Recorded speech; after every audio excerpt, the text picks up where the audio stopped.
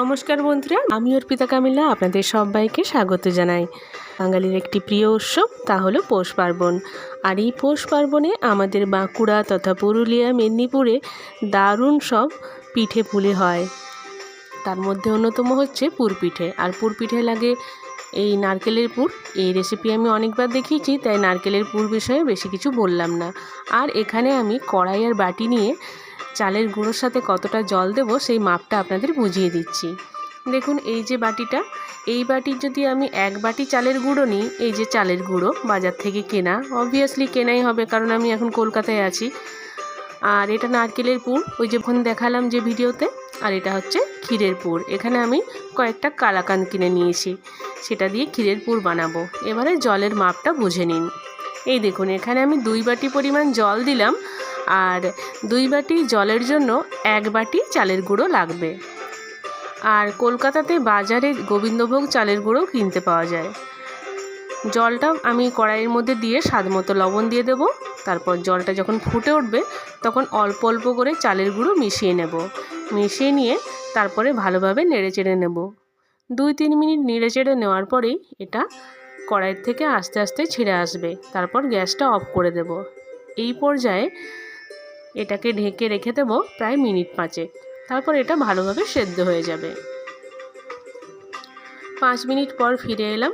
এটা খুব ভালো করে সেদ্ধ হয়ে গেছে। আর এখন এটাকে হাত দিয়ে এটাকে চটকানো যাবে আর কি। তো এটা থেকে আমি অর্ধেকটা পরিমাণ নিয়ে নেব। নিয়ে তারপরে এই যে থালার মধ্যে দেব।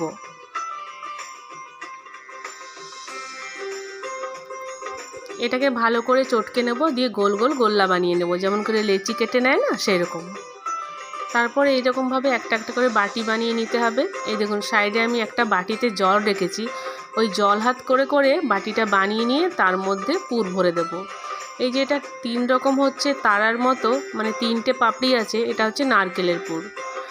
আর আপনি যেমন চাইবেন সেই রকম শেপই দিতে পারেন, তবে কিছু কিছু ক্ষেত্রে আমাদের বাঁকুড়াতে নিয়ম আছে, যেমন নারকেল পুরগুলো এরকম 3 কোনা হয়, আর চাঁছির পুর বা ক্ষীরের পুর এরকম লম্বা লম্বা হয়।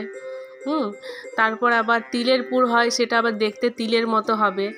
সেটাও আমি বানিয়েছি, সেটা আমি আপনাদের দেখাচ্ছি এখনই। পরপর আমি বানিয়েছি। এখানটাতে ভিডিওটা আমি একটুখানি তাড়াতাড়ি চালিয়ে দিয়েছি। তার কারণ আছে, কারণ আমার ভিডিওটা অনেক বড় হয়ে গিয়েছিল। একটা 15 মিনিটের ভিডিও হয়ে গিয়েছিল। আমি সচরাচর অত বড় ভিডিও দিই না, কারণ অত বড় ভিডিও দেখতে আপনাদেরও অনেকক্ষণ সময় লাগে, তাই না? যদি আমি একটু অল্প সময়ে পুরো প্রসেসটা বুঝিয়ে দিতে পারি তাহলে অতটা সময় কেন নেব, তাই না বন্ধুরা? এই যে আমি দেখুন এক এক করে আমি পিঠেগুলো গড়ে নিচ্ছি। কিছুই না, জাস্ট মণ্ডটাকে ভালো করে ঘেঁটে নিতে হবে, তারপরে চটকাতে হবে। এখানে আমি আর একটুখানি নিয়ে নিলাম, যে বাকিটুকু ছিল সেইটুকু দিয়ে ভালো করে আমি ঠেসে ঠেসে নিচ্ছি। দেখুন, এবারে এটা থেকে এক এক করে নিয়ে নিয়ে আমি লেচি কেটে নেব। বারবার করে জল হাত করে করে নিয়ে নিয়ে ওটা করতে হবে, তাহলে হাতে জল থাকলে বেশ ভালো স্মুথ হবে পিঠেগুলো। নিয়ে তারপর পুর ভরে নিয়ে ওটাকে সুন্দর করে গড়ে নিতে হবে। এই দেখুন, ক্ষীরের পুরগুলো হচ্ছে লম্বা লম্বা, নারকেলের পুরগুলো হচ্ছে 3 কোনা টাইপের। আর আপনি আরেকটা পুরও বানাতে পারেন, যেগুলো হচ্ছে গোল গোল চ্যাপ্টা চ্যাপ্টা। দুধ পুলি যখন বানাবেন তখন গোল গোল চ্যাপ্টা চ্যাপ্টা করলে ভালো হয়, তাহলে পিঠেগুলো ভেঙে যায় না সহজে। আর দুধ পুলি আমি আপনাদের একদিন বানিয়ে দেখাবো, সেটাও সঠিক পরিমাপ অনুযায়ী যদি বানান তাহলে পিঠেগুলো খুব একেবারে নরম হয়ে দুধের সাথে গুলেও যাবে না, আবার একেবারে শক্ত হয়ে যাবে না। আজকের মতো এই পুর পিঠেটা দেখে নিন, যেটা আবার বাঁকুড়ার ভাষায় পুর পিঠেকে বলে গড়গড়িয়া পিঠা। আর বাঁকুড়াতে টুসুর পরব হয়, তো তখন এগুলো বানায়। ওই দেখুন, ওই শেপটা যেটা তিলের মতন হচ্ছে তিল পুরোটা, এক পাশটা সুচালো মতো হবে, সেটা হচ্ছে তিলের পুর। তো এখানে তো আমি তিল পুর বানাইনি, কিন্তু শেপটা আপনাদের দেখিয়ে দিলাম।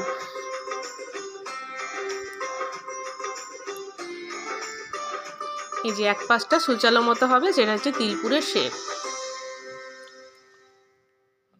বিভিন্ন রকম শেপ হয়, আমাদের মা ঠাকুমারা আরও ভালো ভালো অনেক রকম শেপ বানাতে পারতো। আরেকটা হচ্ছে যেটা আমার নিজস্ব আইডিয়া, সেটা হচ্ছে মোদক শেপ দিয়েছি আমি। ঠিক এই সেম প্রসেসে কিন্তু সাউথ ইন্ডিয়ানরা মোদক তৈরি করে। এখানে আমি চালের গুঁড়োতে লবণ দিয়েছি, ওরা একটুখানি গুড় মিশিয়ে দেয়। এই দেখুন, এটা হচ্ছে মোদক শেপের পিঠে। তো ওরা চাষির পুর দেয় না, আমি দেখেছি এখানে নারকেলের পুর ভেতরে দেয়, আর চালের গুঁড়োটা যেটা মাখেলাম আমি লবণ দিয়ে সেটার মধ্যে একটুখানি ওরা চিনি বা গুড় দেয়। খেতে একই রকম লাগে, খুব ভালো লাগে খেতে। ওই বিভিন্ন রকম মানে রাজ্যে বিভিন্ন রকম যে ধারা চলে সেই রকম, যেমন ধোসাকে আমরা সরু চাকলি বলতে পারি, তাই না বন্ধুরা? আর বাংলায় তো এরকমভাবেই পিঠে এসছে।